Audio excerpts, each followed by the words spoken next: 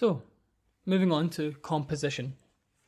First thing to understand about composition is that, like art, I guess, there is no right answer, and it's just about what works best for you and for what you're trying to create. And there is no need to rigidly stick to any rules, and experimentation is always encouraged. So put simply, composition is how you arrange the elements in your scene to best support your idea behind the piece. And how you set this up will change how people feel about the frame or the shot. This works on both a conscious and a subconscious level. As a quick example, it may be that shifting the balance off to one side and opening up half of the frame works best for you and creates a wondrous reveal of your environment. Or perhaps centering everything within the frame adds to the grounded majesty that you need. So we will explore what these concepts mean a bit later. But let's break down some, and I stress some, of the key concepts behind understanding composition. We'll take a look at contrast, value, balance, line, readability, and framing and subframing. So you all know, and if anyone out there has any interest in art, that this is only a small part of all the different compositional techniques that you can use. But these are the main ones and will really help you going forward. So let's look at one at a time. We'll begin with contrast, and it is the most basic building block of composition. If there is no contrast, then there is nothing to see. But contrast can be used in whichever way you want. So light dark is the most obvious, but big and small is another way. Up and down, colourful and desaturated might be another choice. Clean and dirty. And these are all great ways to introduce contrast, and these are just some. So much is to be said for the opposite though. We need to make sure that we leave enough areas without any contrast to allow our eyes to rest. Too much visual noise is distracting and can make it hard to read the image. So as an example of contrast being used within a painting, you can see here that the contrast is what really is driving the narrative here, and the subjects and what is happening within the painting is really secondary to the contrast itself. There's also plenty of areas where nothing is happening, and that helps the viewer become less confused by what is going on. Next, we will look at line. And line sounds a little abstract, but really it's just another tool that we can use to set the tone of the image. And it can add energy or calmness. Depending on the angle. It can help us change direction. We can use it as a balancing tool or to help add depth in any axis. So line is the base term, and we use it in most instances. And we can use line in many ways.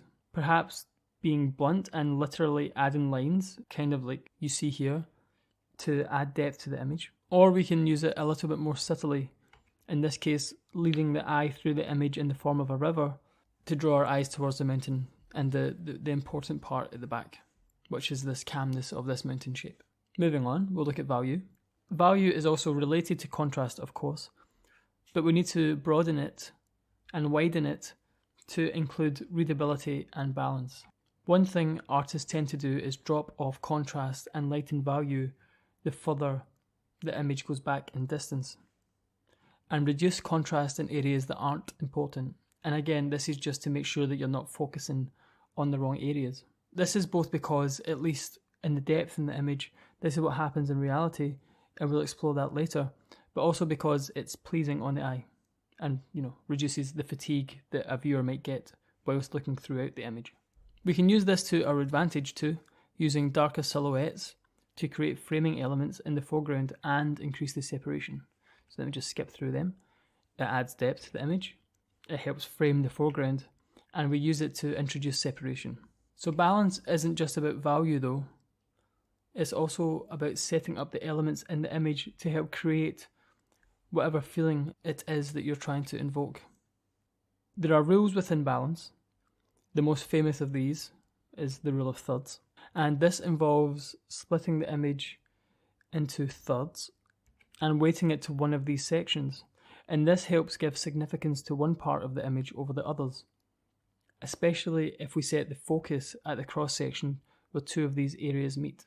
The golden ratio is what informs the rule of thirds, and it really is worth a Google if you would like to understand the history of it. It can get a little complex, and it's probably too much for us to cover here. Balance can also be symmetry though, and there's a lot to be said for the simplicity that it creates.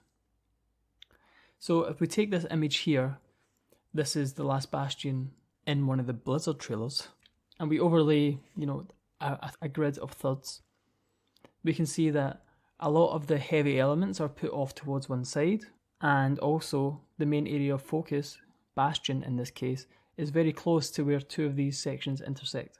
And this isn't by chance, this is choice, and it's just to help the viewer arrive at one place at one time and to help bring the focus to Bastion himself. The final concept that I would like to mention is framing and subframing. So framing is how we choose to set up our camera to add focus, and this adds focus to the subject, of course, but since we are in 3D, we can refer to this as the camera or the shot type. How we frame the subject or the focal point and its position in the frame can help describe how we want it to be valued, but we'll cover this again a little later. So subframing is another tool that we can use, and it is using elements that already exist within the scene to further highlight an object and give it the space that it needs. An example of this might be a mountain framed by clouds, you can see that here, or a forlorn figure staring out into the cold. So how could we use this information? One way is to apply these guidelines to an idea that you already have, or alternatively, you could create ideas around these, by executing the principles and really doing them justice. So, for example, as we mentioned before, contrast is the subject of this piece, and it's really helping to drive the narrative. So you could use one of these concepts or one of these ideas as the foundation for your piece. Either way, every good artist in some way does incorporate them, and they can do nothing but make your work better. So that covers at least how many compositional techniques that I wanted to talk about. And next we'll move on to visual storytelling, where we will look at some ideas and concepts to help drive the narrative within the piece.